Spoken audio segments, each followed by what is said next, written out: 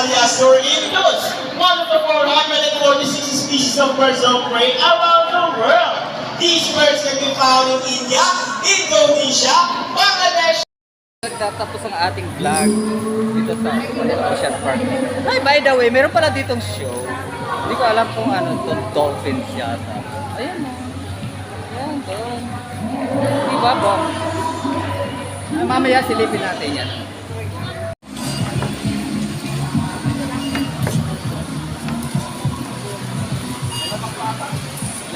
Jump.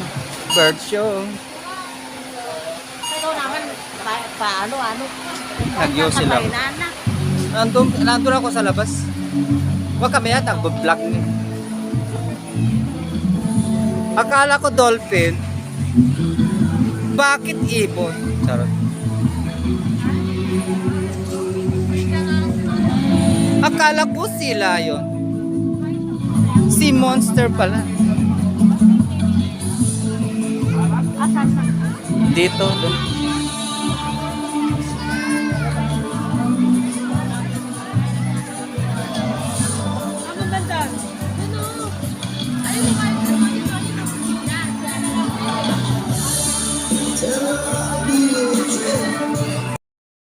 By the way, this is Alexander Ansanghero channel. So, dito tayo sa Ocean Park ngayon. Kung bago ka pala sa aking channel, huwag kalimutan mag-subscribe. Paki-hit na lang yung notification bell para ma-update ko kayo sa mga bago kong mga videos. Tara na, nandito tayo ngayon sa park ng Manila Ocean Park, ha?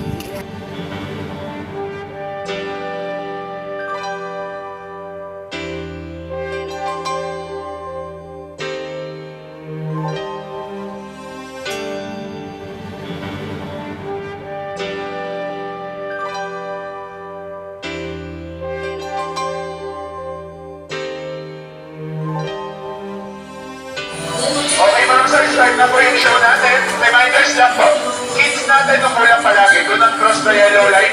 Umulang po yung mga bata. Ingatan po, bantayan natin. Next po, muna lang tayo palagi para di natin makarangan yung mga nanonood po sa likod. Umulang po tayo palagi. Start na po ang show.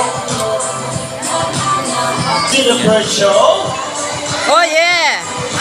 I can hear you! Yes! Today! Sabi mo na yung babos. Yeah, mas. Yeah. Although they are also masters of the land and sea, no other group of animals could venture so high in the air, nest in all land masses, and dive in such great depth below the water. Images of birds in flight soaring through the sky signifies freedom and hope. But flying is not the only skill they know.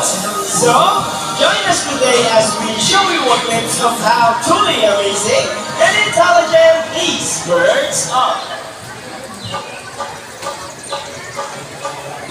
Nakaparot mauna. So, ayan yung dalawang purple. Sister.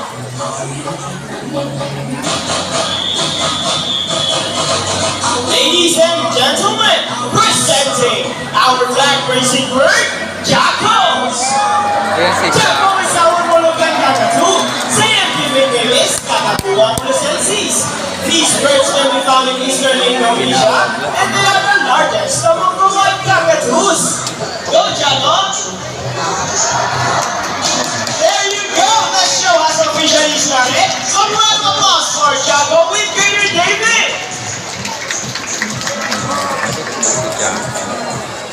Dito yan sa sa pelikula.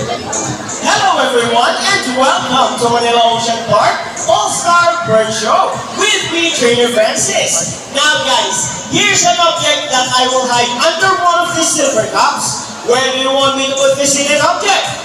On your left, on your right, or here in the middle? Which side? Left, right, or middle? Alright, so let's put it right here. Hahanapin ni Now let's join our exciting bird, Hanapin Dazzle. Jackal. Dazzle is our sulfur Kung sasaan yung seeds ko yan. Scientific name is Kakadua galerita. Common inhabitants are open woodlands and forest areas along the east coast of Australia. They are very loud birds and can mimic almost any sound. They typically feed on seeds, nuts, fruits such as durian, papaya, rambutan, and they also love corn. Now guys, do you think Dazzle has the ability to find the hidden object? But if yes, say you can do it, Dazzle! Go Dazzle! Find the hidden object for us! And he found it! A round of applause for Dazzle with Trainer Rochelle! Magaling kang kupal. Magaling kang kupal. Now, our next featured birds are just like any married couple, monogamous, meaning they will be partners for a lifetime. Pretty romantic, right? But as any couple will attest, in a relationship, there will always be battles. Meet Sassy and Rocky, our beautiful pair of green-winged macaws. And today, they will battle it out to see who's the best in a basketball game. But before we start this battle, I will divide you guys into two groups. Where's the girls? All the girls will cheer for Sassy. Come on girls, let me hear you cheer. Sassy! Sassy! Very good, and all the boys will cheer for Rocky. Come on boys, let me hear you cheer. Rocky! Rocky! Very well, so birds ready, trainers ready, set, go! Here comes Rocky on his first goal for Rocky, followed by Sassy, another one for Rocky. Oh, Rocky wins! Trainer Mikey, what can you say about that? You guys lose this time. Hold it, we want another race. Oh, they want another race, Trainer Jerry. Are you sure about that? Do you want Sassy to lose again? This time I guarantee you that Sassy will win. So what race do you have in mind? I want our ring race. And what is a ring race? The first bird who can drop 3 rings into the hole, the fastest is the winner. And that is our ring race. So our ring race it shall be. Remember guys, that boys already have 1 point. So girls, let's cheer louder for Sassy to win this time. We'll be doing this again, and this time our ring race. Ready, set, go! Here comes Rocky on his first trip. On the play, what's happening? Sassy picked up feelings at the same time. Oh no, winner is Sassy!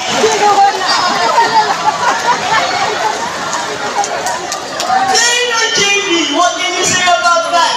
Fairings at the same time! Hey, you guys cheated! Oh, he did shoot!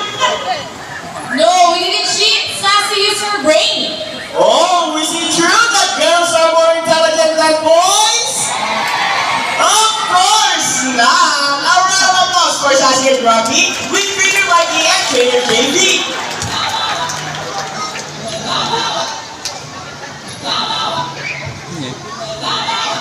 Parrots in particular are known to be intelligent and perceptive. That's why they continue to enhance their skills and not get bored.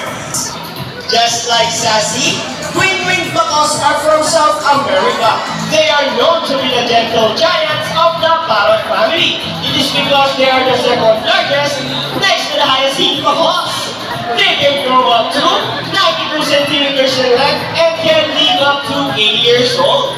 Scientific name is Arachnoroptera. They usually feed on seeds, nuts, salts, and minerals along the river banks. And for the last shade, go Sassy!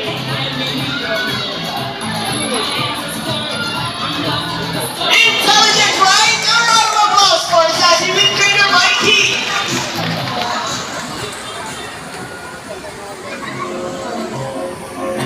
Bring them up, Rocky!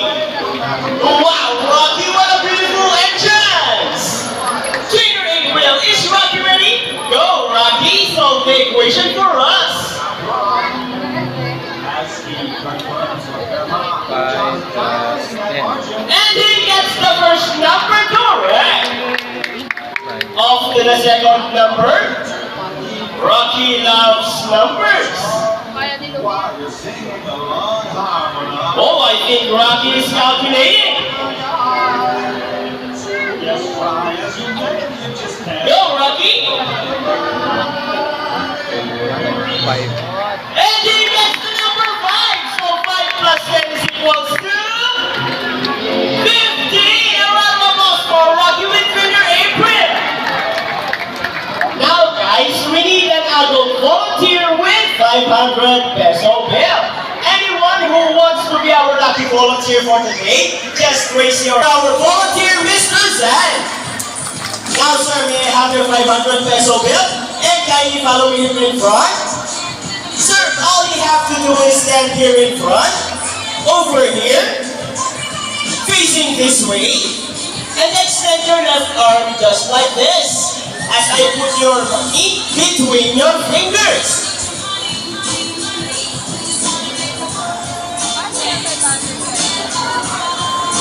Now sir, do you have any idea what will happen next? I don't know. Let's see. Now let's join our money bird, Buddy. Buddy flies over. Oh, he gets the money and flies back. And I think Buddy just donated the money. A round of applause for our donor. Sir, before you go, I have a question for you. Did you know that Manila Ocean Park is also a rescue center for birds? Yeah. Well, your money will go a long way and we are very, very grateful. You may now go back to your seat and enjoy the rest of the show. Thank you so much. Anyone else? A 1,000 peso bill this time. Sweet! Another one. How about on your hand? Just open your palm and look at the camera and smile.